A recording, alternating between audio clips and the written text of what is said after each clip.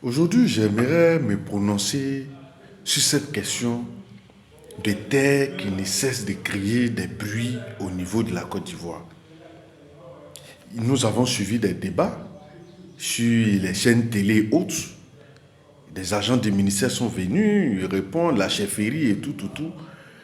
Mais personnellement, je pense qu'il est temps qu'on puisse vraiment taper sur la table.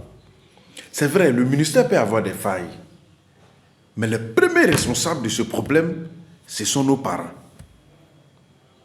Ce sont nos parents qui prennent tout le temps à vendre les terrains.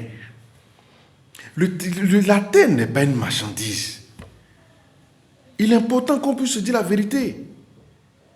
Les gens pensent que une fois tu es chef de village, ça veut dire que tu es devenu vendeur de terrain. Une fois tu es héritier, tu dois vendre tout. Mais si on vendait tout, toi qui as hérité là, est-ce que tu allais avoir une terre?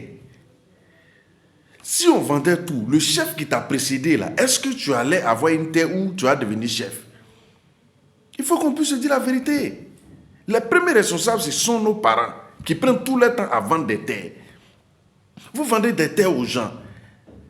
Et après, vous venez vous asseoir. Non, c'est des étrangers. Et moi, je suis ivoirien. Et les étrangers me commandent. Mais si tu as pris tout ton temps à vendre tes terres aux étrangers, qu'est-ce que tu veux?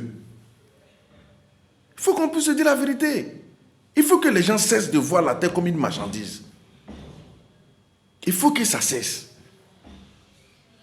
On a vu le ministère parler, mais voilà la chefferie. Il y a des gens qui prennent le malin plaisir. Ils prennent une terre.